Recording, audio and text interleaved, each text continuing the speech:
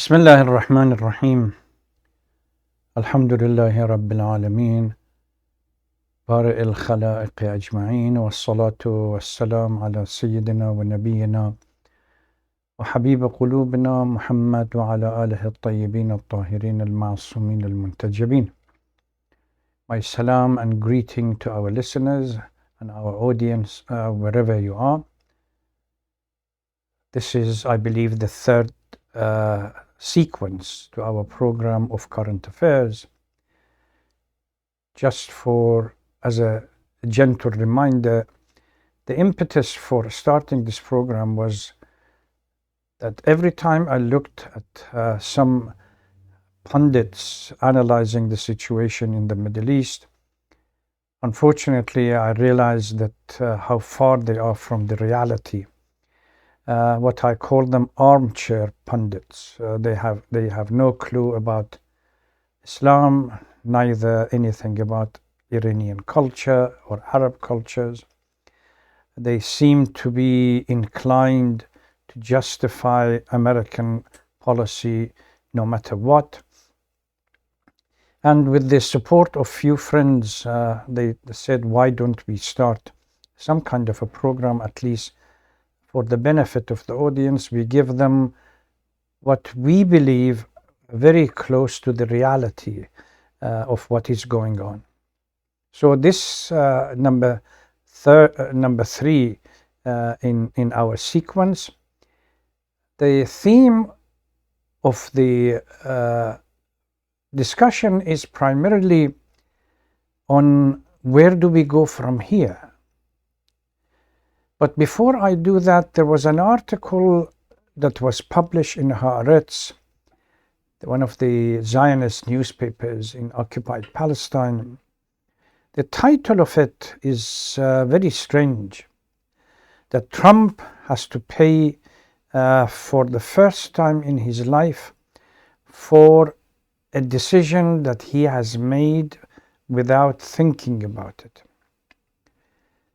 It's strange that the Zionist establishment is putting the blame entirely on Trump himself, although no love lost between me and Trump per se, but I found it to be unfair to Trump because by now we have ample evidence that what pushed Trump, and unfortunately his naivete and stupidity accepted it, what pushed Trump, it was Netanyahu.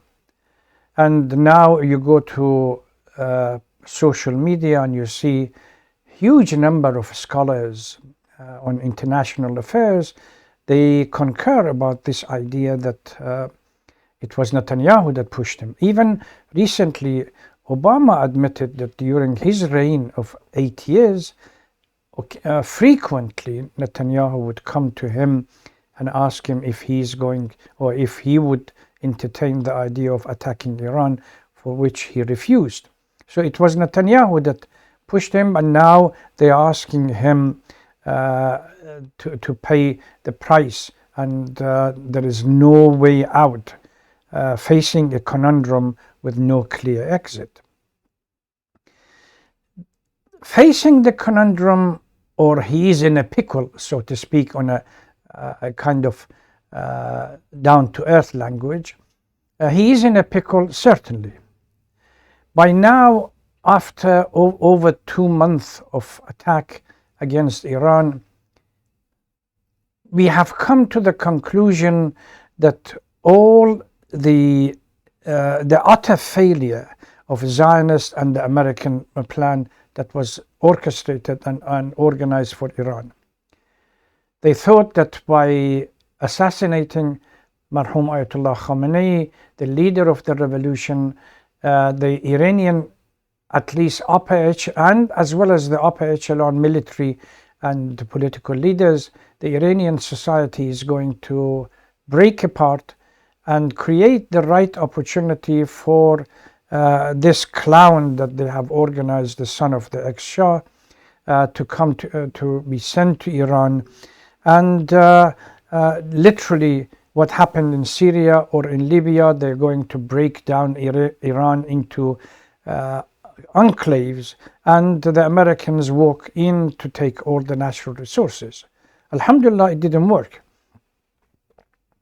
Iranian community, Iranian society not only stuck together, it proved a unique coherence within the society and support, nationalistic support for Iran, that under no circumstance they would accept either this clown or the so-called magicians, Netanyahu or anybody else, to come and create something in Iran that they haven't been able to create in their own, in the occupied Palestine in the first place. So the no clear exit it's right, because at the moment what we have, the war hasn't ended, despite the talk about ceasefire, and we only had a couple of days ago US attacking Iranian ships and Iran responding to others to this violation. The Israelis using the Emirate to attack Iran, and Iran responding by attacking Emirate, etc. So we have to accept that the war has not ended, and ceasefire is not working, because we see violation of it by the Zionist regime in Lebanon, violation of it with regard to Iran, and a number of other, even in regard to Yemen or so on. But war has not ended. So where does this status quo, where we are now, where does this lead us vis-a-vis the relationship between Iran and the United States? There are a number of possibilities. Number one is that this temporary ceasefire will somehow be broken down and lead to all-out and open warfare between Iran and United States, which, when I say Iran and United States and the Zionist regime on one side and Iran on the other side. And also that will include the Emirates and a number of other small countries that they cover. They occupy the southern part of Persian Gulf. And this open warfare is going to create what we call multi-attack against the Zionist regime, where the Yemenis are going to come back, the Iraqis will be back, Lebanese will be back, as well as Iran will be back, about all-out war. And this is, everyone is trying to avoid at this stage, because it's going to be costly for all parties. And nobody at this stage wants this all-out war, particularly other powers such as Russia and China. China is trying to work as hard as possible, as it was clear from the meeting they had with Iranian foreign minister in China, made it clear that the stability and peace in the region is primary concern of the Chinese government. In addition to that, it's going to be extremely costly for all parties involved, for the American and the Zionists on one side, as well as for the Iranians and Lebanese and Iraqis and everybody else. And at the moment, so everyone is trying to avoid this, despite various and numerous violations of the ceasefire. Everybody is trying to avoid it. The second possibility is to reduce the tension between the parties, and whether it is United States and Israelis on one side regarding Iran, and as well as the Israelis or Zionist regime in Lebanon. And reducing the tension means that Americans are going to lift the so-called embargo against Iran and their stranglehold about the Iranian ships. I wouldn't put that much hope into these possibilities, because it indicates that at least from the American and the Israeli part, that there is a degree of weakness from their side, and none of them are prepared to accept this reality, because they have ultimately to answer to their own electorate, and anything that would reduce the possibility of strength and ultimately make them look weak is not going to be acceptable. And the third possibility is a complete going back by United States, which means admitting United States will admit that there is no possibility of any solution. They have no other option but to accept Iran as it is and come up with a solution which is beneficial to the Iranians. Again, this is not something that the Americans are prepared to accept, because for them, anything that they give in to the Iranians regarding their original demands is considered to be a weakness and a failure from the Israeli and the American side. And it will be interpreted by their own population that the attack and the whole project has failed, and Iran is coming out of the whole thing much stronger in position, particularly if the United States is prepared under the circumstance to accept the fact that they need to not only go back and withdraw from the attack, and they have to accept some of the facts about Iran and give in to some Iranian demands, economic, political, and everything else.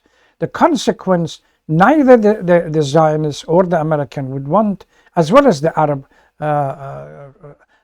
Gulf state, Persian Gulf state leaders, because the outcome of such a step is going to be a unique position for Iran in the region, and Iran will become the dominant power in the region, which neither the American want or the Zionist regime or the Gulf state want.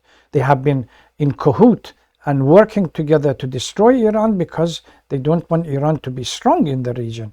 Any withdrawal and American acceptance of the fact that they have no other option but to accept that Iran cannot be, under no circumstance, is prepared. And by the way, the article that I alluded to in the Haaretz clearly states that something about Iran, that Iran is an adversary, that we are facing an adversary that doesn't understand fear and is determined to move until success, and no matter what the cost. So under this circumstance, if the American say, okay, there is nothing we can do, we send the 5th Fleet, the 6th Fleet, 3 aircraft carriers, all the planes bombarded Iran and everything else, and nothing worked short of going to war, another Vietnam. We have no other options but to accept some kind of defeat and withdraw and negotiate with Iran regarding their conditions and accept some of their conditions. This is going to be extremely, at least not from the economic part, but for the political part, costly for United States. US would lose its global image, is unable to project its power around the world. It's not Venezuela, it's not Libya, it's not Syria. You have now a country in the region that no matter, with a Teflon skin literally, that no matter what you throw at Iran, Iran absorbs it and comes back stronger. This is something that neither the Israelis or Americans are prepared to accept, because the alternative for them is something that United States has been working for 46 147 years since the Islamic Revolution in Iran not to allow to happen for the Iranians to become strong enough. This is going to be extremely unpopular, and just imagine poor Trump withdraws and comes back home. Now he has to respond to the Congress critique as well as other people, that what was the purpose of this useless war that cost Americans so much, and we are talking about 100 billion. The statistics recently come out, $100 billion. Look at what you could have done with this amount of money in the United States. So they are not prepared to accept it. The fourth one, which seems to be familiar, reasonable to assume, but only for a short period of time.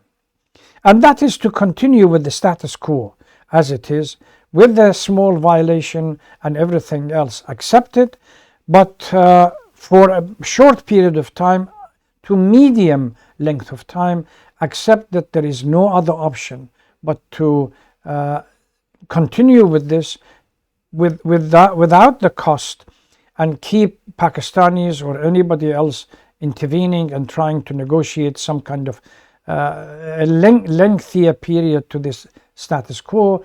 But ultimately this has to be resolved, because Iranians have made it clear that it's either or.